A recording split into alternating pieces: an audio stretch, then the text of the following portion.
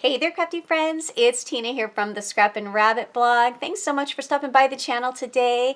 In today's video, I'm going to be creating cards featuring the new stamps by Not Too Shabby from the June box release. I just have the stamps and that's what I'm going to be creating with. So these are the Be Mermazing stamps featuring this adorable little mermaid, some seashells, some fish, and sentiments. And this second set that was in that box kit was the Hugs and Fishes, featuring this adorable narwhal stamp and these seahorses with fish and some more shells and sentiments. And I'm going to be focusing my project on this stamp set today, so let's go ahead and get started. I already stamped and embossed and colored these images, and you can see how they look stamped out. They're on the sketchy side in terms of the art. You have all the little dots, and I love the way that the images looked embossed. So I went ahead and stamped them out, and I did use my Copic markers to color them out, and you can see how cute they are. Look at the little seahorses, and I colored in a variety of different colors using my Copics, and I love that sand dollar image, and of course the narwhal I think is probably my favorite one. And I'm gonna go ahead and cut these out using my scan and cut. So I'm going to start with a slimline card, and I'm going to be using these Newton Nooks design dies, the scalloped rectangle as well as this frame. And I also cut out a little border for the sand that's going to be at the bottom of my ocean, and for that I just used the slimline basic dies from Mama Elephant, and I'm going to be distress inking them with these distress oxide inks in blues.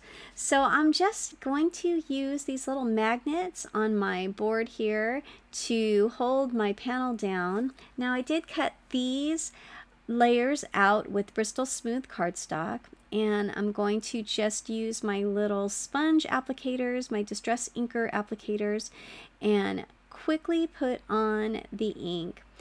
The oxides don't use a lot, it doesn't take a lot of energy to blend with the oxides, and you do get a little bit of a different look from the distress inks. So I thought I'd mix it up and use some distress oxides today in 4 different colored blues. So the peacock feathers there is a little bit darker, and I'm going to blend it out with the broken china. And I love the way that this the blues blend together.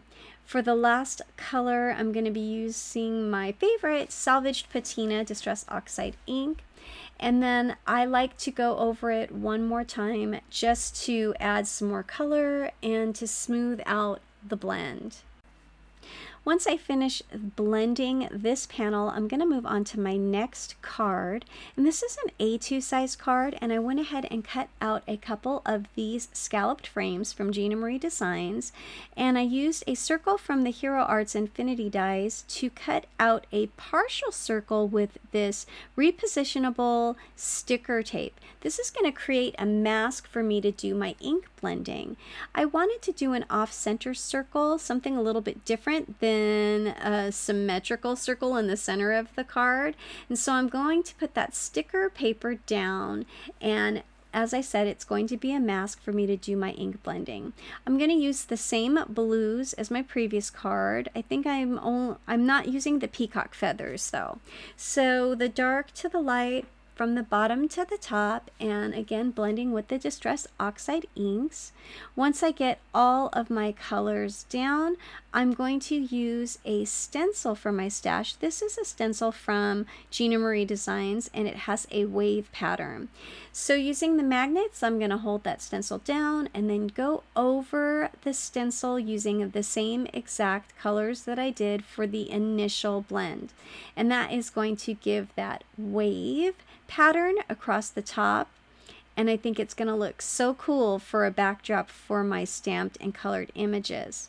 So once I have the stencil done, I'm going to also ink blend using my Distress inks some of the sand to go across the bottom.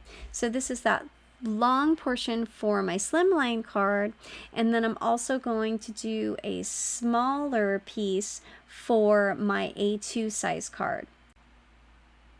So now that the ink blending is all done, I'm going to go ahead and get my little splatter box out. This box is very handy for doing some splattering and not getting any of it on the rest of my desk.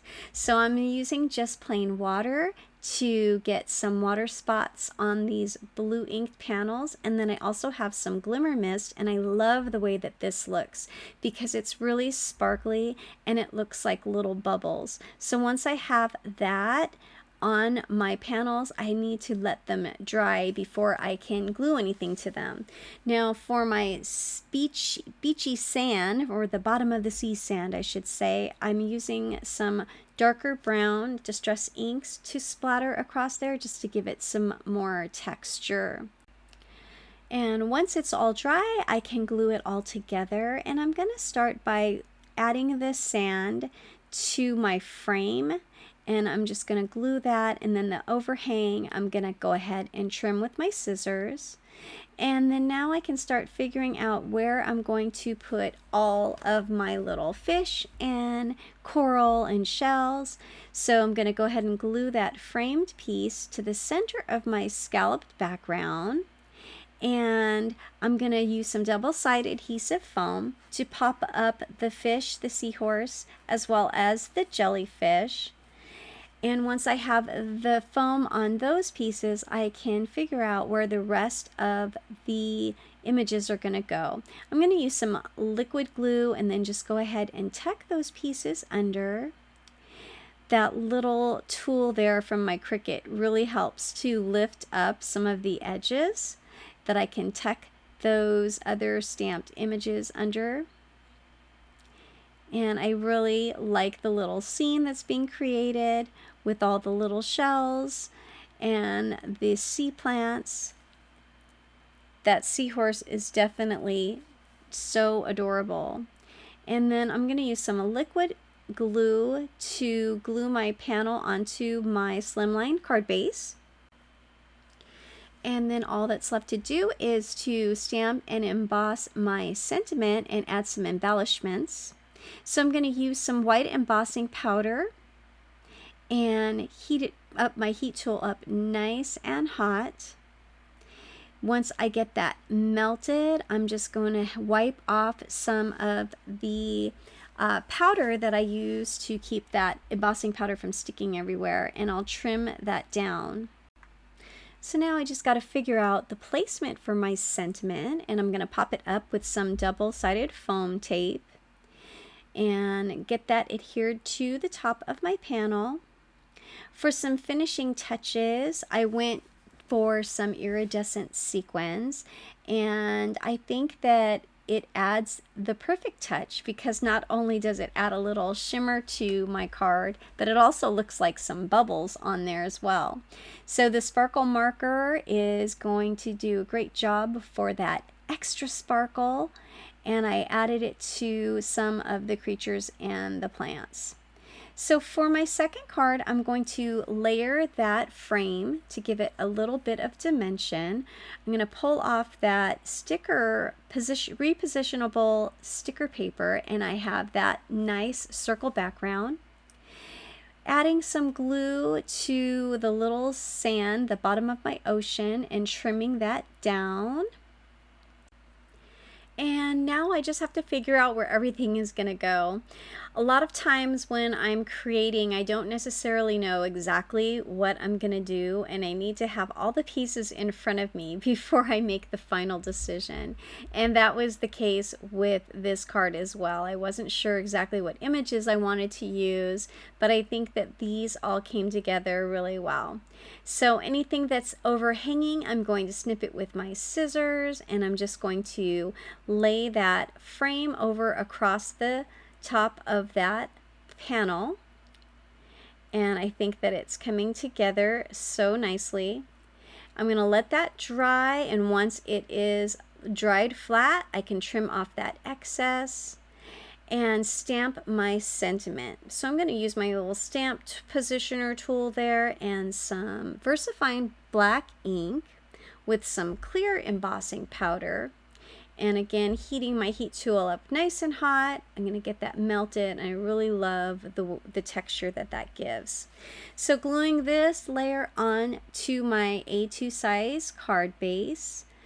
It's just coming together. I'm going to pop up those seahorses and put them together. They're so cute.